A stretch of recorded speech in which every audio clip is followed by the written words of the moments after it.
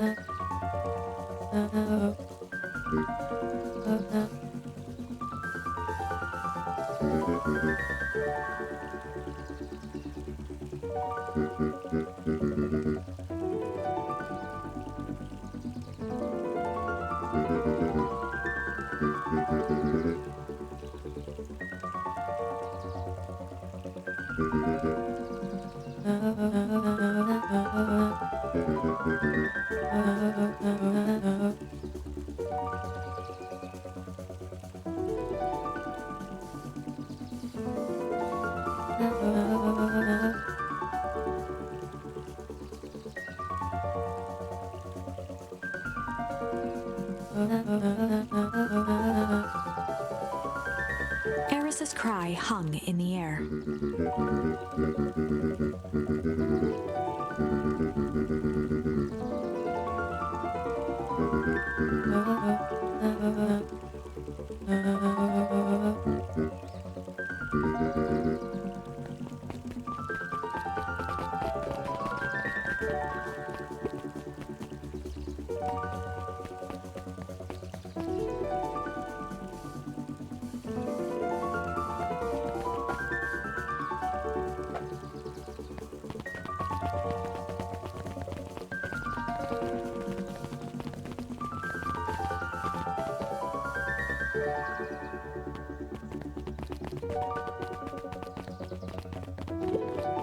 Solomon stood proudly at the end, holding a brown bag overflowing with black liquid.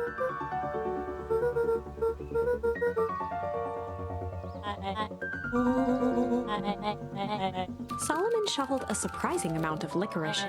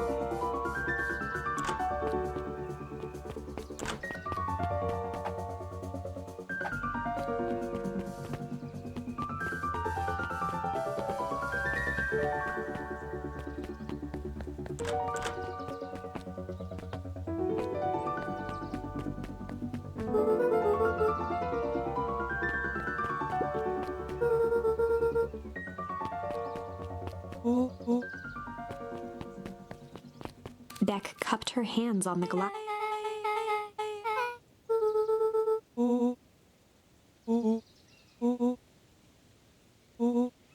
Beck flung open the door, and they all squeezed. Luca cracked his knuckles and entered.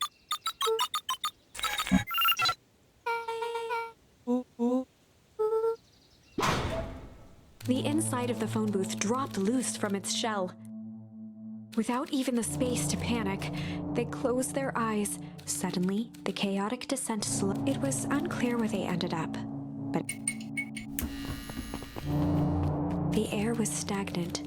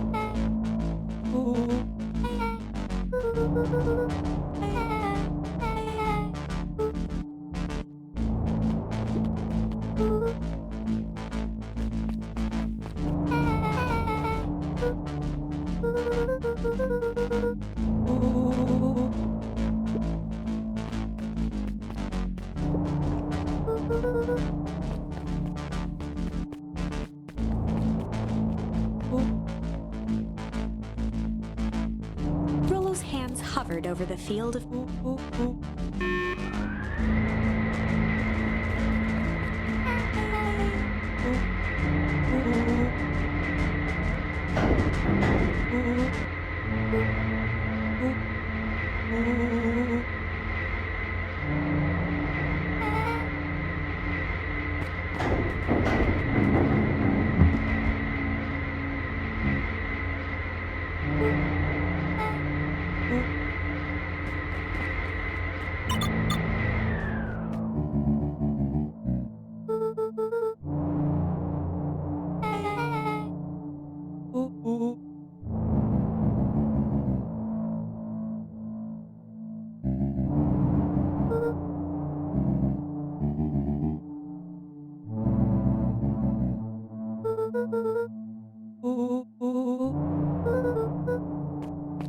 Joseph waited for a moment in silence.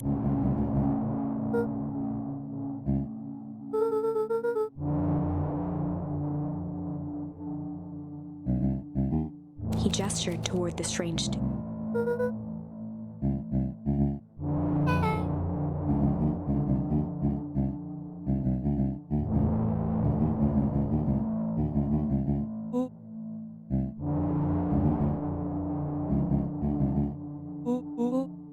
Nuncreed let out a growl of a sigh.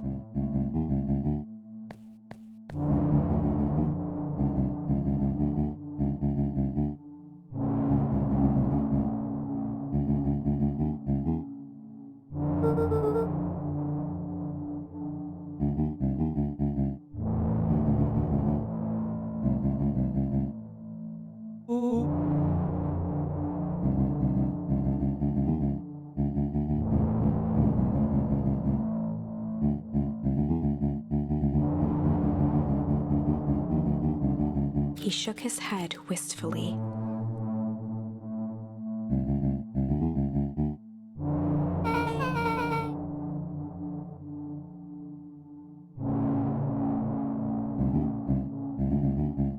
Nuncreed took a menacing step.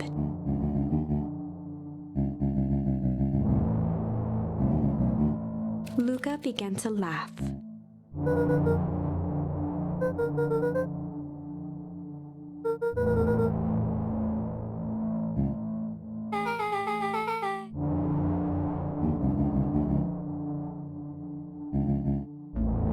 The color drained from Nuncreed's face.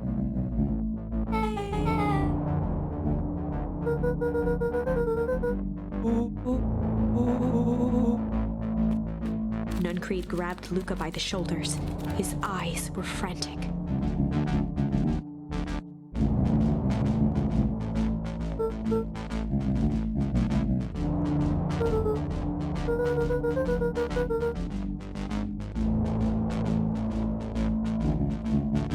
A jolt of realization struck Mr. Nuncreed.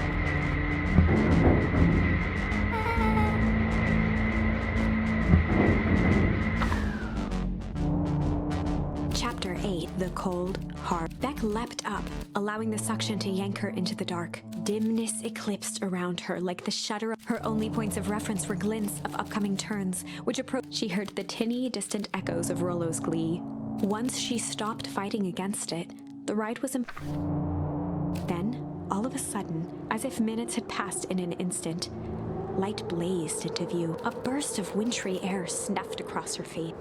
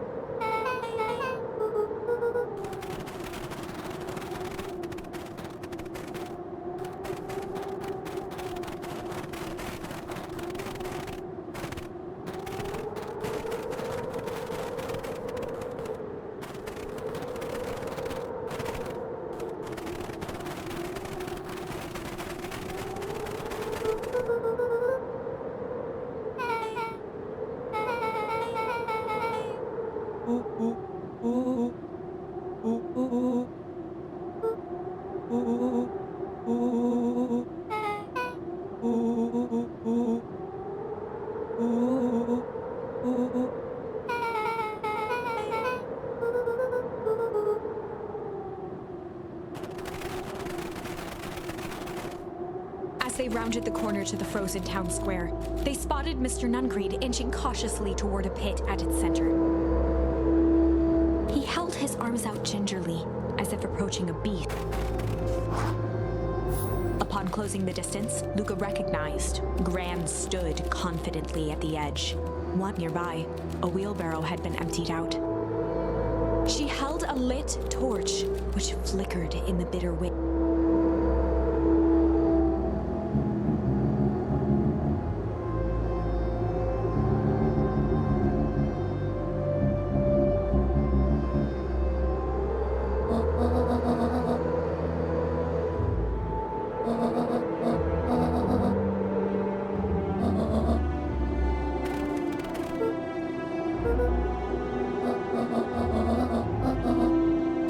Nuncreed turned back toward the kids, desperation in his eyes.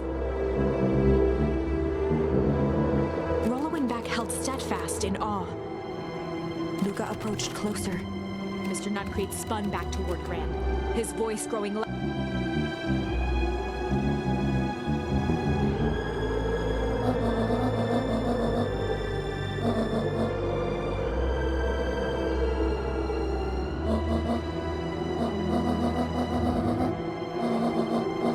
Mr. Nuncreed winced with anguish. His voice hardened.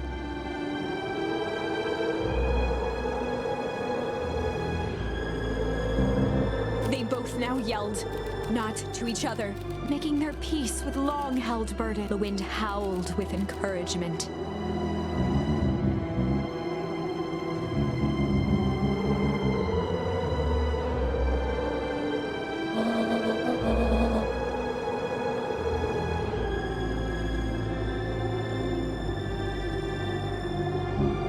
They menaced at each other, both catching their breath.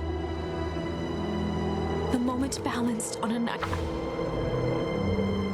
Amid a blur of emotions and memories, the wind calmed.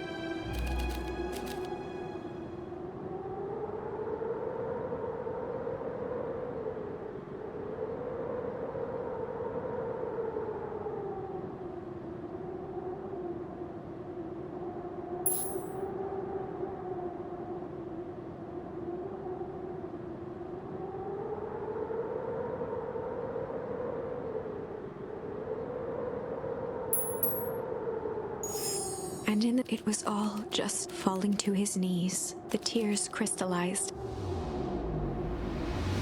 Gran stared at Luca for a moment with warm.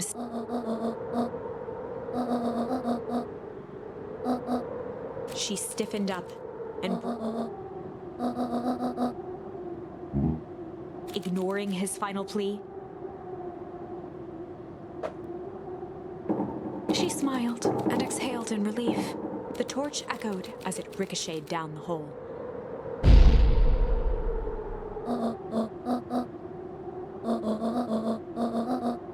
Before Gran could finish, the ground shook.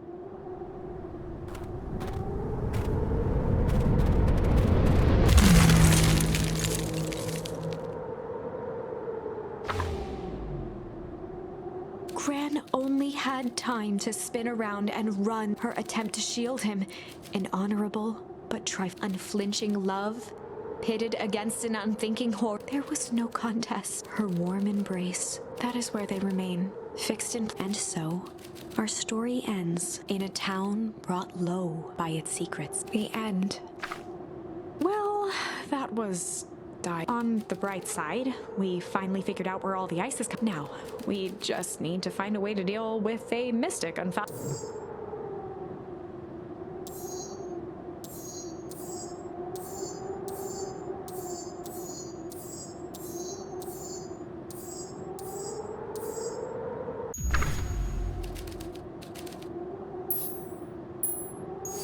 And after the death of his father, Luca had each night.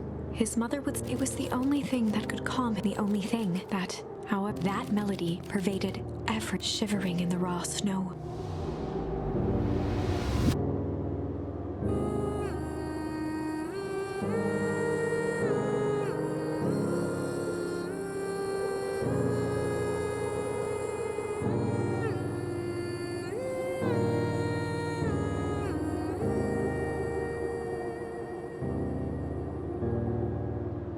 Gran lowered the torch, as recognition slowly set in. Those countless nights of consolation, the incomparable loss. She let the torch fall to the snow and sizzle out. A few steps toward Luca was all she could bear before dropping to the snow herself. Through a flood of tears,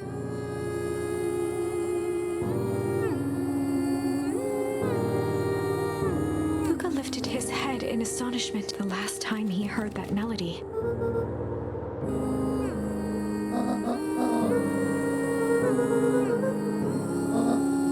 Luca blinked through blurry, watery eyes. He could just make out the impression of a familiar. He peered across the snowscape at the woman on her. Something about her was only smaller, older.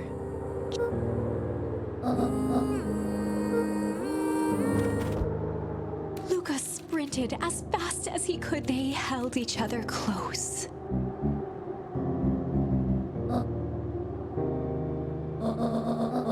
Eleanor looked down at Luca, tightening.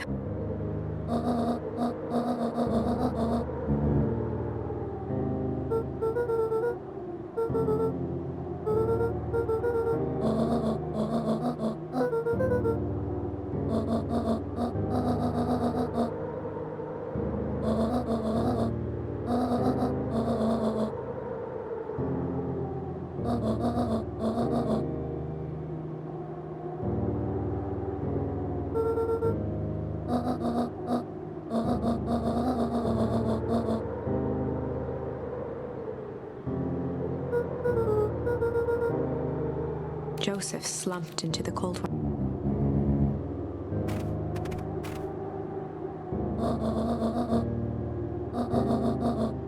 For the first time in a long time.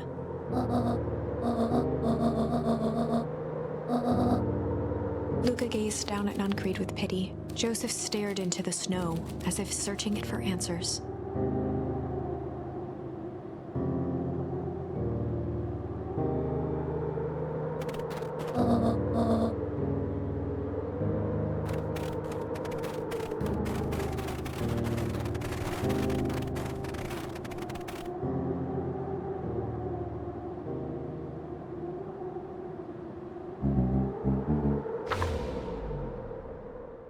Chapter 9. The Devil You Know. 7 months ago, Eleanor Van Horn crept down the maze of... She stopped in front of the large steel door. No turning back. She raised a trembling hand. The stolen keycard worked as promised, and the door... She was immediately hit with a...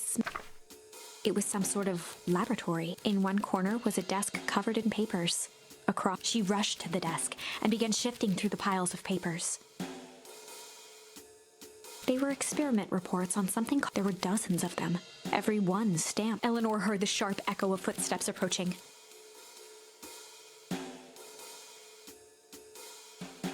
She was out of time. Her eyes scanned the room, eventually landing on the strange pile. Muttering a curse under her breath, she dashed over.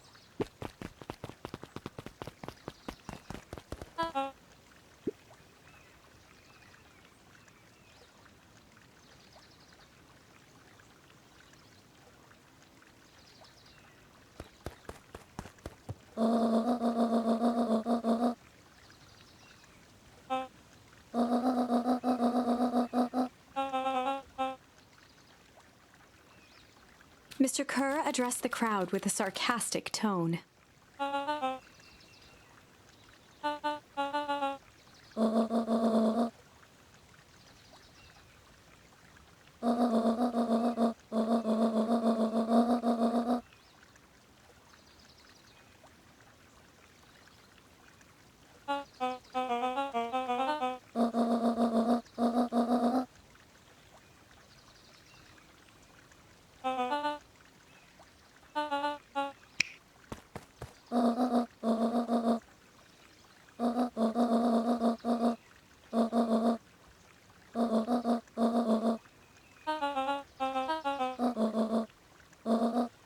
Whispers filtered through the crowd.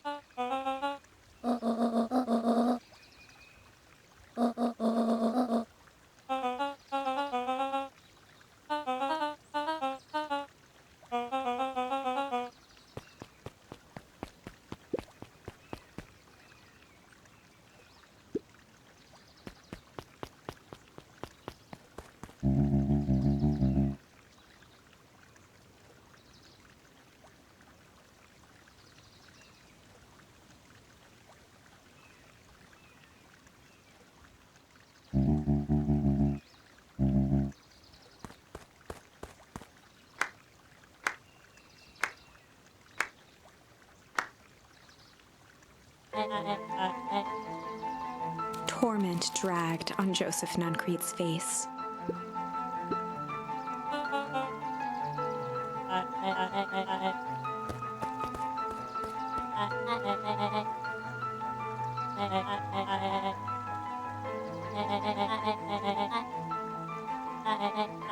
He paused for a moment, plucking a piece.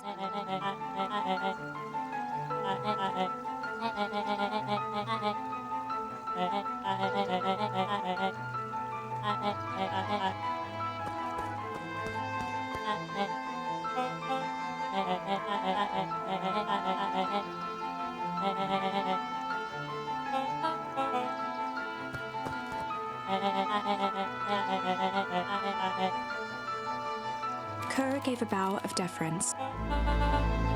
Gasps rippled through the crowd. Solomon pulled a glass vial from his pocket. In one smooth motion, he downed its... A triumphant smile grew across Solomon. His body and face began to contort and a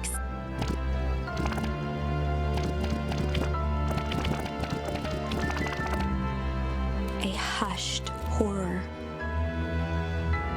This is a...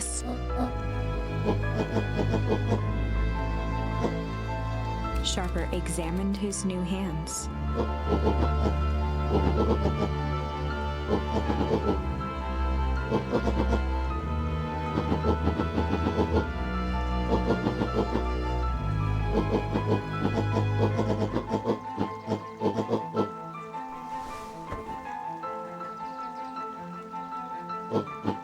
Sharper choked out a crude squeak. Frustrated grumbles sprinkled through the crowd.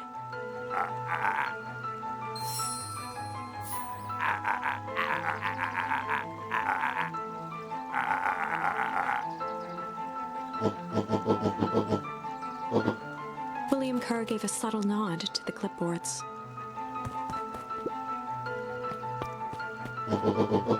A helpless quiet settled over the crowd.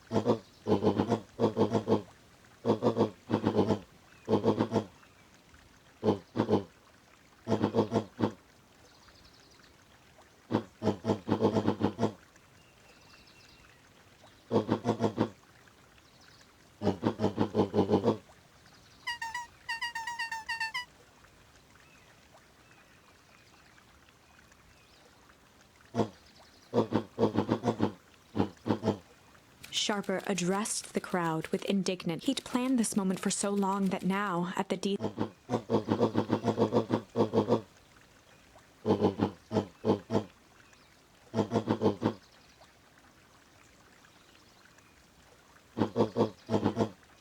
Mr. Kerr flourished a preposterously elaborate bow.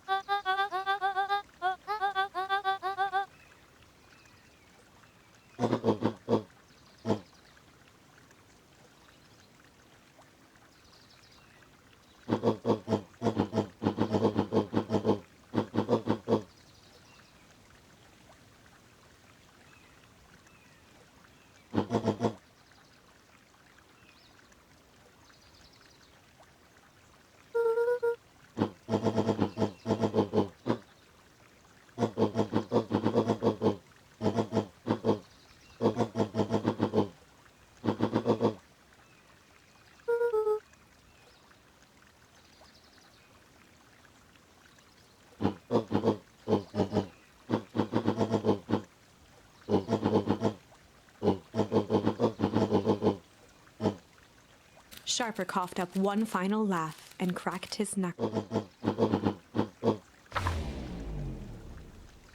And so, Sharper set about remaking the town. The fertilizer factory soon reopened for business. Sales rose steadily as more and more Beacon Pines became famous, a secretive town that, for the right price, gifts that became more and more necessary in a world where the end. This is wrong, but you can feel it, right? We can't let Sharper win. He might just... Let's see.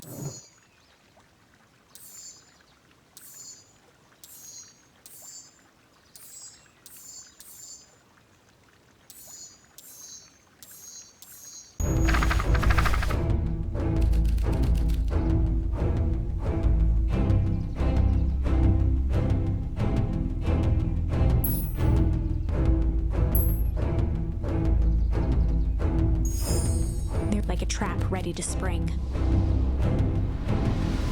Luca felt the weight of Nuncreed's hand on his Something wasn't right. He didn't know why, but something...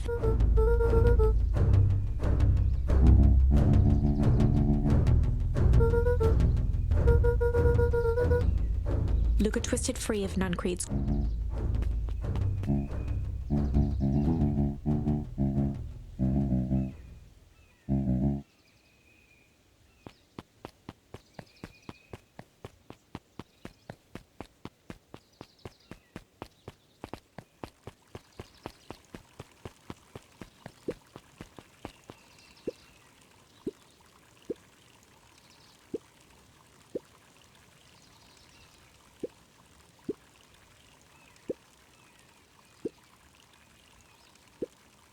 The two scurried off, eagerly.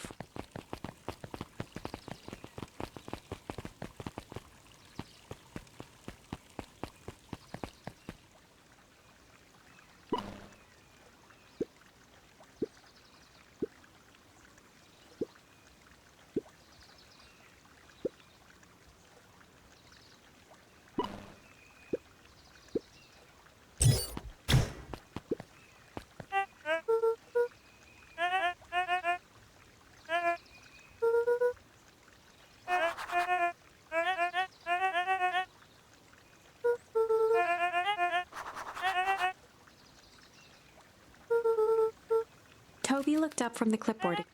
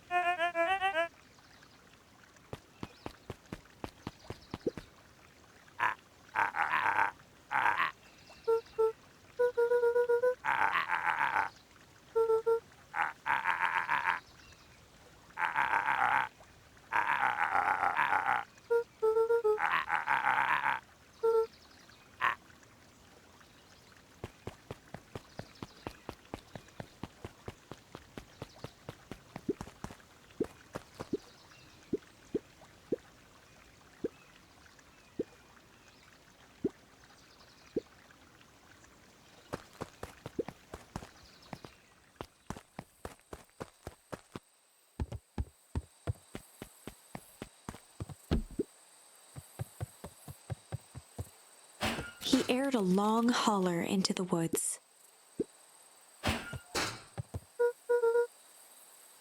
Luca felt his eyes getting heavy.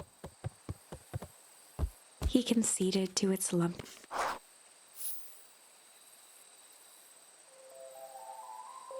Once again, Luca found himself in a... This time, he took a single confident step. The world flickered and pulsed. He found himself standing in front of the frigid air of the source. He plopped down cross-legged and gazed. Soon enough, the fire began to die out. Luca stood up and dusted himself off. He plucked the glowing ember from the cold ash. A keepsake. The voice of his father spoke behind him. "You made me proud, Buckaroo." Luca turned to face him. "Dad, what is..." A warm grin grew across his father. "A place where everything that..." Luca found himself staring at his father's... "Wait?" Another voice spoke out as Luca's doppelganger stepped forward. "That's..." Without knowing why, Luca began. Is any of this..." Luca's father bent down to smudge away a tear. "Of course, I'm as real as the part of you that..." Luca turned to look at the older version of himself. "And you?" The doppelganger choked back tears. "I'm as real as the part of you that's...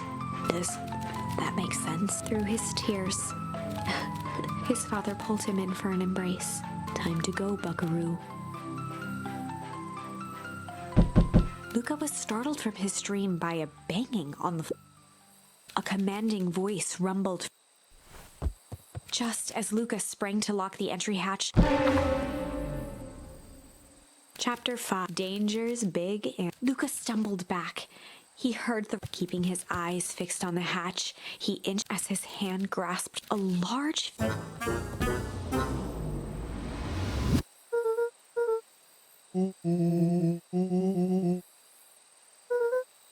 The large figure cocked its head.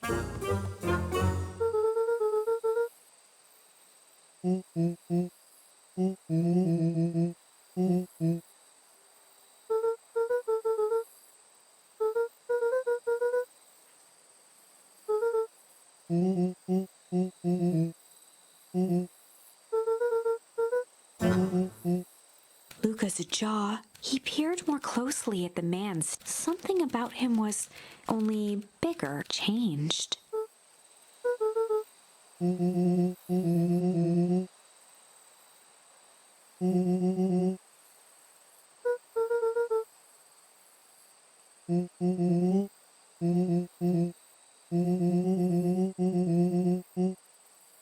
Rollo proudly presented his hand.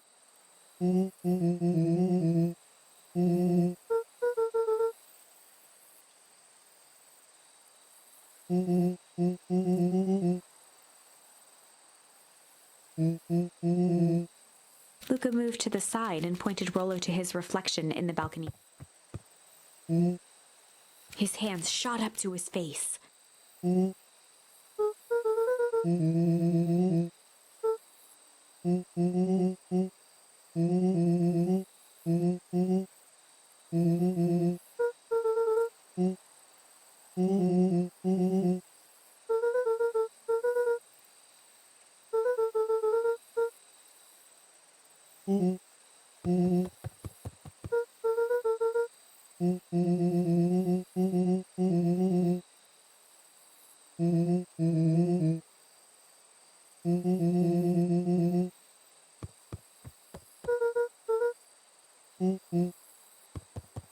Rollo shadowboxed a few jabs.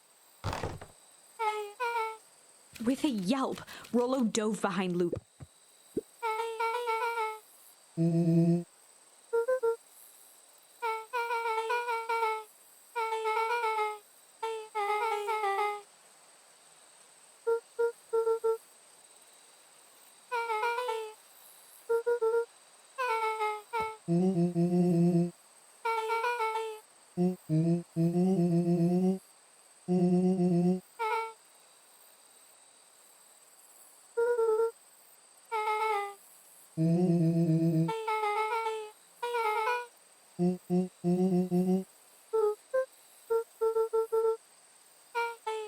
She shot a nervous glance at Rollo.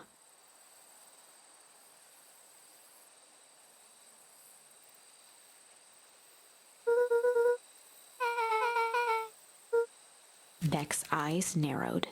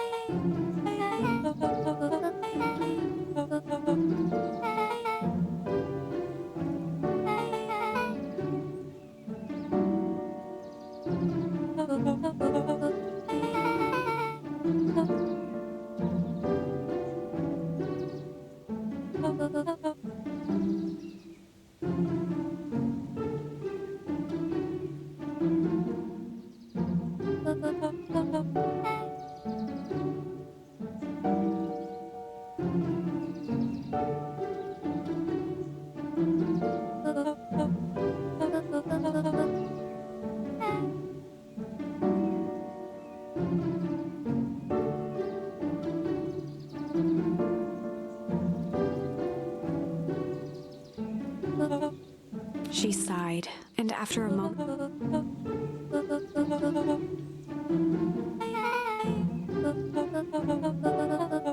she flashed a sly grin and tousled Beck's hair.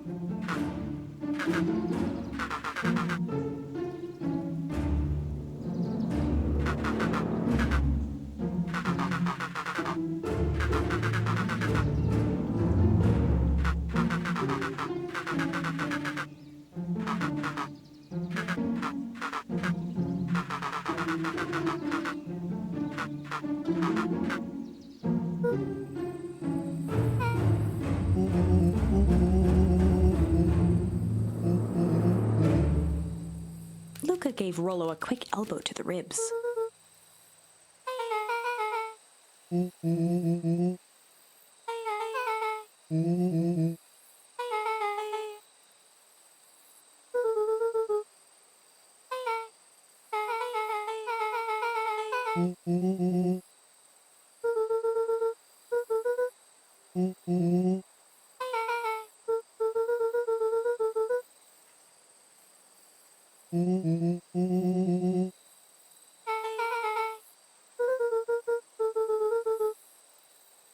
Beck flicked a large sheet of paper out of her.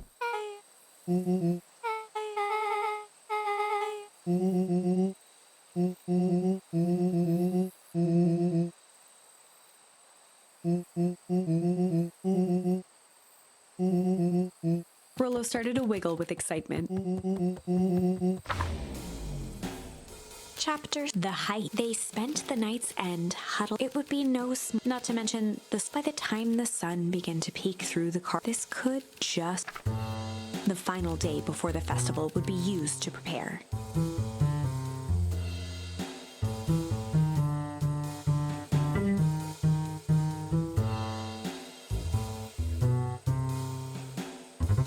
They'd need to pool even enlist some. Luckily, there was enough. Luca, Beck, and Rollo rubbed their eyes. They hadn't slept at all that night. The festival was to begin in one.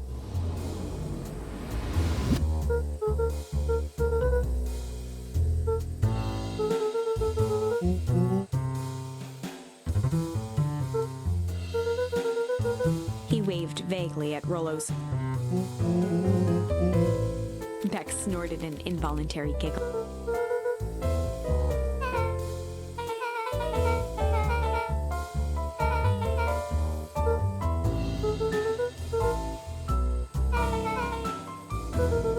They each looked at each other with sleepy.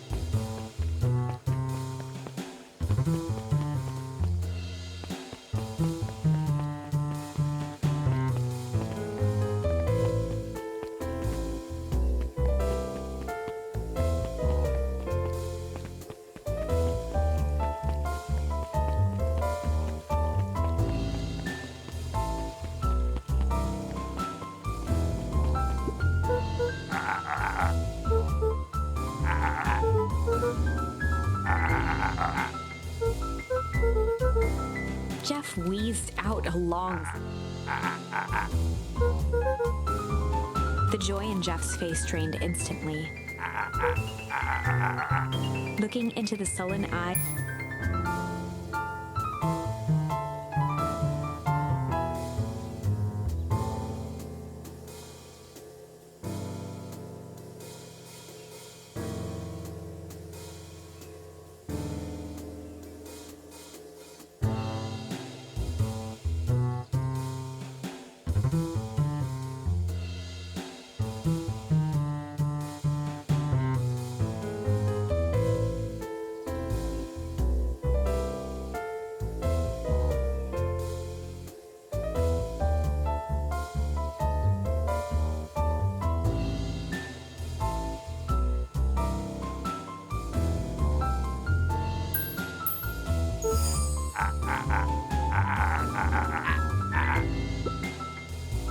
Luca wasn't ready to give. He shouted out.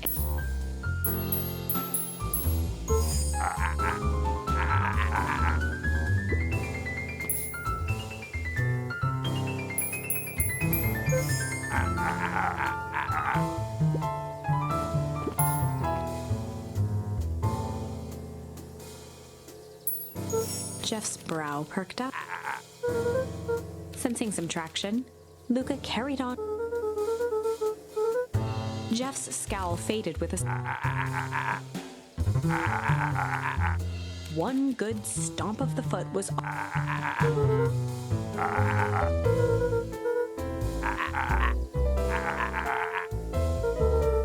Luca offered out his open hand to... With a firm and dusty grip, Jeff...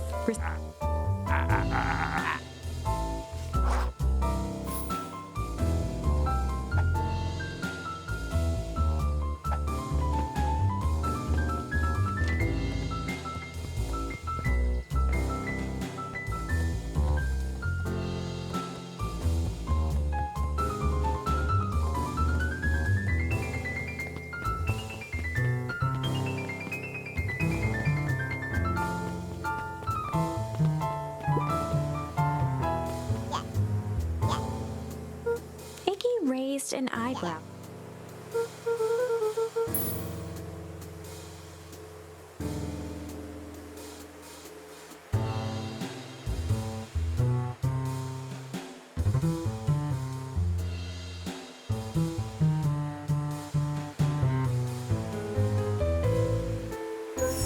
Iggy gave a reluctant shrug.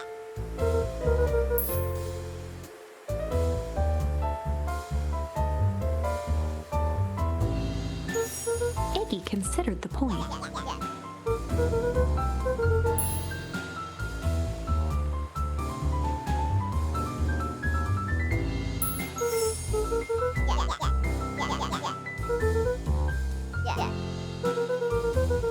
A wild-eyed grin spread across. Iggy glanced over to Tish, who nodded. With a quick nod, Luca was off.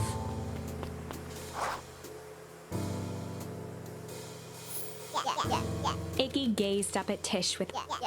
A single tear ran down Tish's...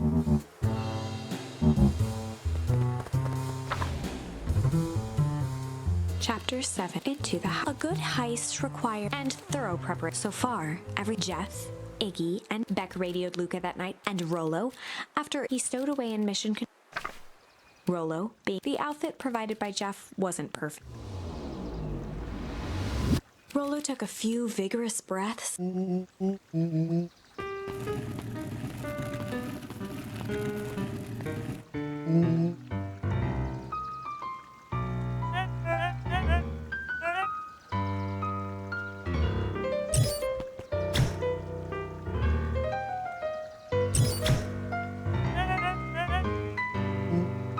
He had to think quick. Rollo sighed, adjusting his tool belt.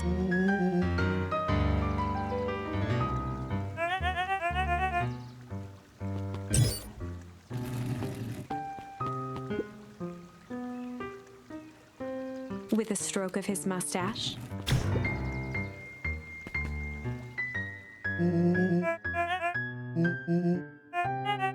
He stammered and flipped through the page.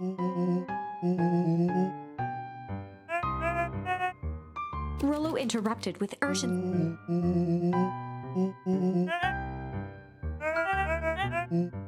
Rollo panicked.